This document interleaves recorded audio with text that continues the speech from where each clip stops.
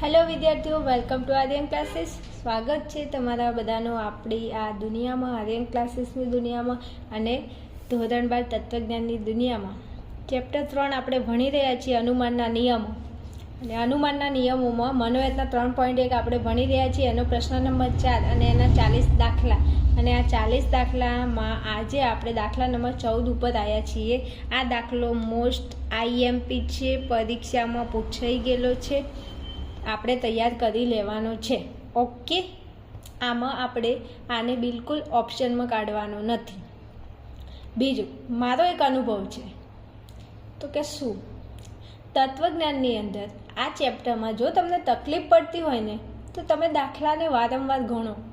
કારણ કે તમે આ દાખલાને વારંવાર ગણશો ને તો તમને આવડી જશે. જોવાથી નહીં આવડે, પ્રેક્ટિસ કરો, ગણો.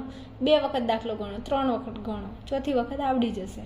પણ કહેવાનો મારો મતલબ એવો છે કે તમે દાખલો ગણો. જો ગણશો તો જવાબ આવશે, નહીં ગણો તો જવાબ નહીં આવે. ઓકે, ચાલો હવે આપણે શું કરવાનું છે? તો આ રૂપલક્ષી સાબિતી રચીને સિદ્ધ કરવાની છે. એમાં અહીંયા તમને આ જે વિધાન આપ્યું છે એ આ વિધાન સેમ ટુ સેમ આપણે નીચે લાવવાનું છે. અને આને સેમ ટુ સેમ અહીંયા નીચે લાવવા માટે આપણે આ 3 આધાર વિધાનો, પીનો મતલબ થાય આધાર વિધાનો, તો 3 આધાર વિધાનોનો ઉપયોગ કરી અને અનુમાનના નિયમ અને એના રૂપનો ઉપયોગ કરીને આપણે આ વિધાનને શું કરવાનું છે? તો કે છેલ્લે લાસ્ટમાં ફલિત કરવાનું છે. તો આ વિધાનને ફલિત કરવા માટે આપણે અનુમાનના નિયમોનો ઉપયોગ કરીશું. ઓકે, ચલો હવે એક વસ્તુ ખાસ, સૌથી પહેલાં આપણે એ વિકલ્પન બી લાવશું અને પછી જે વિકલ્પન કે લાવશું. અને પછી આ જો એ વિકલ્પન બી અને જે વિકલ્પન કે આવી જાય તો પછી એને આપણે સમુચયથી જોડી દઈશું. તો સૌથી પહેલાં આપણે એ વિકલ્પન બી લાવવું પડશે. તો એ વિકલ્પન બી ક્યાં છે? આ રહ્યું એ વિકલ્પન બી. હવે એ વિકલ્પન બીની અંદર સર્વોપરી કારક કોણ છે? તો કે વિકલ્પન છે. અહીંયા પણ વિકલ્પન છે. તો વિકલ્પન કારક હોય એવા અનુમાનના નિયમો કેટલા અને કયા? મારા ધ્યાનમાં એક નિયમ આવે છે. કયો નિયમ? તો કે ડીએસનો નિયમ. તો ડીએસનો નિયમ અહીંયા લખું છું અને એનું રૂપ પણ હું અહીંયા લખું છું. તો કે પી વિકલ્પન ક્યુ. આજ તો યાદ રાખ્યું છે વિકલ્પન, કારણ કે મને ખબર છે કે મારે જ્યારે હું પી વિકલ્પન ક્યુ લખતી ને એટલે શરતી લખાઈ જાય, બોલું ગમે તે લખાઈ જાય, પણ આજે ધ્યાન રાખ્યું છે પી વિકલ્પન ક્યુ. પછી નિષેધ પી તેથી ક્યુ, અથવા પી વિકલ્પન ક્યુ નિષેધ ક્યુ તેથી પી. આ બંને રૂપ છે. તમને જે રૂપ ઉપયોગમાં આવે એ રૂપનો ઉપયોગ કરી અને તમે અહીંયા શું કરશો? તો કે દાખલો સોલ્વ કરીશું. ઓકે, ચાલો હવે થોડું ધ્યાન અહીંયા લેશો. હવે જોજો, આપણે એ વિકલ્પન બી લાવવું છે. રેડી? તો કે રેડી. હવે એ વિકલ્પન બી લાવવા માટે અહીંયા એ વિકલ્પન બી ક્યાં છે? તો કે પહેલા નંબરના આધાર વિધાનમાં એમાં સર્વોપરી કારક કોણ છે? તો કે વિકલ્પન છે. અને વિકલ્પન હોય એવો અનુમાનનો નિયમ કયો? તો કે ડીએસનો નિયમ. એમાં છે પી વિકલ્પન ક્યુ નિષેધ પી તેથી ક્યુ, નિષેધ ક્યુ તેથી પી. આ બંનેમાંથી તમારે જેની જરૂર હોય એને તમે નિષ્પન્ન કરી શકો. ઓકે, હવે જોજો વિદ્યાર્થીઓ, આપણે એ વિકલ્પન બીની જરૂર છે. તો એ કઈ જગ્યાએ છે? તો કે એ પીની જગ્યાએ છે. ઓકે, તો આપણે પીની જરૂર છે. કઈ જગ્યાએ? નીચે નિષ્પન્ન વિધાનમાં આપણે પીની જરૂર છે. તો જો ક્યુનો નિષેધ થઈ જાય, આપણે આ રૂપ આપણે ઉપયોગમાં આવશે. જો ક્યુનો નિષેધ થઈ જાય તો મને પી વિધાન મળી જાય. આ નિયમ પ્રમાણે આ એ વિકલ્પન બી એટલે આપણું પી વિધાન, વિકલ્પનનું વિકલ્પન. આ ક્યુ એટલે આપણું આ ક્યુ. નીચે જો આ ક્યુ વિધાનનો નિષેધ થઈ જાય, અહીંયા નિષેધ ક્યુ આપણને મળી જાય તો આપણે અહીંયા પી વિધાન તરીકે એ વિકલ્પન બીને આપણે નિષ્પન્ન કરી શકીએ. અહીંયા જોજો બરાબર, અહીંયા થોડું ધ્યાન આપજો. જો અહીંયા સમજાવ, પી એટલે આપણું એ વિકલ્પન બી એટલે આપણું પી. ઓકે, વિકલ્પનનું આ વિકલ્પન અને આ ક્યુ એટલે આપણું આ ક્યુ વિધાન. જો એ વિકલ્પન બી વિકલ્પન ક્યુ, આ પહેલું વિધાન. હવે આમાંથી આપણે અનુમાનના નિયમ પ્રમાણે ક્યુનો નિષેધ કરીએ. ક્યુની જગ્યાએ કોણ છે? તો કે ક્યુની જગ્યાએ ક્યુ છે. તો ક્યુ વિધાનનો નિષેધ કરીએ તો આપણને એ વિકલ્પન બી મળી જાય અને આપણે એ વિકલ્પન બીની જરૂર છે. પણ આ એ વિકલ્પન બી લાવવા માટે આપણે પહેલાં નિષેધ ક્યુ તો લાવવું પડશે ને. તો કે હા, તો નિષેધ ક્યુ કઈ જગ્યાએ છે જુઓ તો કે આ રહ્યું નિષેધ ક્યુ ત્રીજા નંબરના આધાર વિધાનમાં. હવે નિષેધ ક્યુના આગળ સર્વોપરી કારક કોણ છે? તો કે સમુચય. હવે સમુચય આવતો હોય એવો અનુમાનનો નિયમ કયો? તો કે એક નિયમ છે, મને યાદ છે, સિમ્પનો નિયમ. મેં તમને કીધું છે કે આને તો તમારે છે ને 110% તૈયાર કરવાનું. કેમ કે સૌથી પહેલાં સિમ્પનો નિયમ સૌથી વધારે યુઝ થાય છે એટલા માટે. આનું રૂપ શું છે? તો કે પી સમુચય ક્યુ તેથી પી તેથી ક્યુ, પી સમુચય ક્યુ તેથી પી અને પી સમુચય ક્યુ તેથી ક્યુ. તમારે ક્યુની જરૂર હોય. જો આ પી સમુચય ક્યુ આપેલું હશે, જો આ પી હે, આ સમુચય, આ ક્યુ. આ પી છે, આ ક્યુ છે. આ બંનેમાંથી તમારે નિષેધ આરની જરૂર હોય તો તમે નિષેધ આર એટલે પીને નીચે ઉતારો. જો તમારે ક્યુની જરૂર હોય તો તમે ક્યુ વિધાનને નિષ્પન્ન કરો. આપણે કોની જરૂર છે? નિષેધ ક્યુની. અને નિષેધ ક્યુ કયા વિધાનમાં છે? ક્યુ વિધાનમાં. તો આપણે ક્યુ વિધાનને નિષ્પન્ન કરીએ. નિષેધ ક્યુ એટલે ક્યુ વિધાન. તો ચોથા નંબરે આપણે નિષેધ ક્યુને અહીંયા નિષ્પન્ન કરીએ. નિષેધ ક્યુ, કેમ કે આપણે અહીંયા નિષેધ ક્યુની જરૂર હતી એ વિકલ્પન બી લાવવા માટે. હવે નિષેધ ક્યુ આપણે સિમ્પના નિયમ પ્રમાણે ફલિત કર્યું. તો કે હા, હવે નિષેધ ક્યુ આપણે કયા આધાર વિધાન પરથી? તો કે અહીંયા જો નિષેધ ક્યુ ક્યાં છે? ત્રીજા નંબરમાં. તો નિષેધ ક્યુને આપણે ત્રીજા નંબરના આધાર વિધાન પરથી લાવ્યું છે. તો લખો 3. બીજો અનુમાનનો કયો નિયમ આપણે ઉપયોગ કર્યો? તો કે સિમ્પનો નિયમ. તો અહીંયા લખો 3નો સિમ્પ. ચલો, આટલું થઈ ગયું. હવે આપણે શું કરશું? તો કંઈ નહીં, હવે આગળ આપણે જેની જરૂર હતી નિષેધ ક્યુની, તો નિષેધ ક્યુ આપણું આવી ગયું છે. હવે નિષેધ ક્યુ આવી ગયું છે તો હવે આગળ શું કરશું? તો કંઈ નહીં, નિષેધ ક્યુ આવી ગયું છે તો એ વિકલ્પન બી આવી જશે.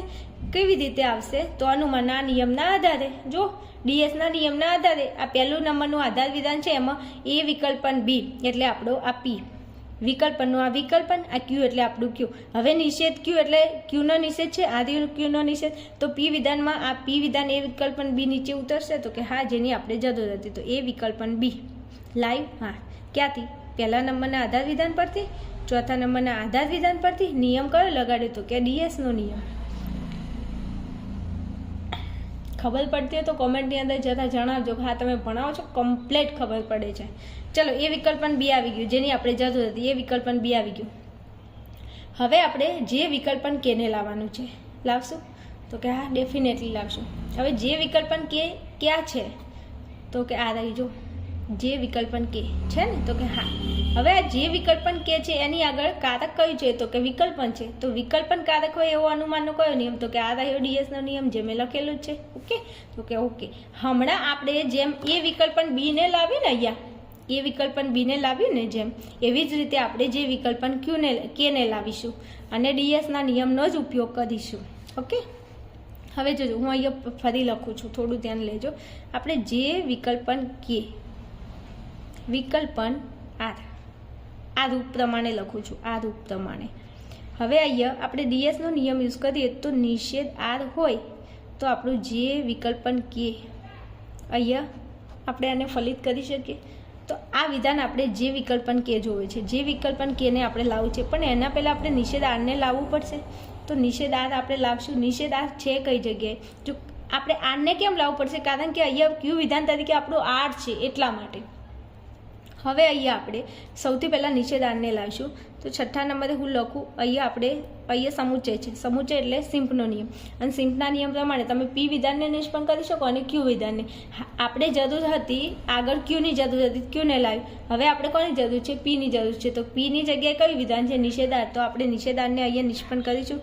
નિષેધ આર કયા આધાર વિધાન પરથી? ત્રીજા નંબરના. નિયમ કયો લગાડ્યો? તો કે સિમ્પનો નિયમ. હવે નિષેધ આર આવી ગયું. હવે જુઓ બીજા નંબરનું આધાર વિધાન. તો આ બીજા નંબરના આધાર વિધાનમાં જે વિકલ્પન આપણે કોની જરૂર છે? જે વિકલ્પન કેની. તો આપણે જે વિકલ્પન કે લાવવું છે, તો કે હા લાવવું છે. એમાં તમે ડીએસનો નિયમ લગાડો. આ પી વિકલ્પન કે, આ જે વિકલ્પન કે એટલે આપણું પી. તો અહીંયા હું લખું પી. આ વિકલ્પનનું વિકલ્પન, આર એટલે આપણું ક્યુ. હવે જો નિષેધ આ આર છે એનો નિષેધ થાય, તો જો આરનો નિષેધ આપણે કરેલો જ છે તો પી વિધાનને આપણે નિષ્પન્ન કરી શકીએ. નિષેધ ક્યુ તેથી પી. જો પી વિકલ્પન ક્યુ, નિષેધ ક્યુ તેથી પી. રૂપે જ છે ને, પી વિકલ્પન ક્યુ, પી વિકલ્પન ક્યુ, નિષેધ ક્યુ તેથી પી. પી વિધાનમાં કોણ છે? તો કે જે વિકલ્પન કે. તો એને હું અહીંયા 7 નંબરમાં ફલિત કરી શકું. હા, કરી શકો. જે વિકલ્પન કે. હવે આ જે વિકલ્પન કે આપણે લાવ્યું તો ખરા, પણ કયા આધાર વિધાન પરથી? તો કે બીજા નંબરના અને અહીંયા છઠ્ઠા નંબરમાં. તો લખો 2 અને 6. નિયમ આપણે અનુમાનનો કયો યુઝ કર્યો? તો કે ડીએસનો નિયમ. તો લખો 2 અને 6નો ડીએસ. આટલું થઈ ગયું. બંનેમાં સેમ ટુ સેમ. જો એ વિકલ્પન બી લાવ્યું, એમાં પહેલાં નિષેધ ક્યુ લાવવો પડતો હતો, તો નિષેધ ક્યુ લાવ્યું, પછી એ વિકલ્પન બી લાવ્યું. જે વિકલ્પન ક્યુ આપણે ફલિત કર્યું હતું, પણ એના પહેલાં આપણે નિષેધ આરની જરૂર હતી, તો નિષેધ આ લાવ્યું. બસ, કશું છે નહીં દાખલામાં.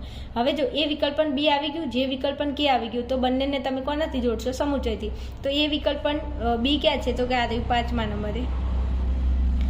તો એ વિકલ્પન બી લખી દઈશું. સમુચ્ચયનું સમુચ્ચય, પછી કૌંસમાં જે વિકલ્પનને કે કૌંસ પૂરો. જોજો હો, ધ્યાનથી દેખો મગર, જરા ધ્યાન છે. અહીંયા જે વિધાન હતું એ વિધાન અહીંયા આવી ગયું. એ વિકલ્પન બી, એ વિકલ્પન બી, સમુચય જે વિકલ્પન કે અહીંયા જે હોય એ સેમ ટુ સેમ અહીંયા આવી જાય તો તમારો દાખલો સાચો, નહીં તો તમારો દાખલો ખોટો. એટલે અહીંયા મેં સરસ મજાનો વ્યવસ્થિત તમને દાખલો ગણીને બતાવી દીધો છે. હવે તમે અહીંયા પિક્ચરની જેમ જોઈ તો લીધું, પણ એને જાતે થોડી મહેનત તો કરવી પડશે ને. જો મહેનત કરશો તો 100% આવડશે. એટલે થોડી મહેનત કરી અને દાખલો શીખી લેજો. મોસ્ટ આઈએમપી દાખલો છે, પછી કહેતા ને કે કીધું નહોતું. ઓકે, ચલો હજુ આપણે આપણું આ ચેપ્ટર કન્ટિન્યુ છે. દાખલા નંબર 14 સુધી પહોંચ્યા છીએ. હજુ 40 દાખલા જોવાના છે. જેમ જેમ ટાઈમ મળશે એમ બે વિડીયો હું અપલોડ કરું છું. તમે જેમ ટાઈમ મળે એમ બે ત્રણ તમને જેમ સેટ થાય એમ જોઈ દાખલા ગણી અને તૈયાર કરી લેજો. ઓકે, ચલો મળીશું આપણે નેક્સ્ટ વિડીયોમાં. ત્યાં સુધી તમે જોતા રહેજો અનુમાનના નિયમો.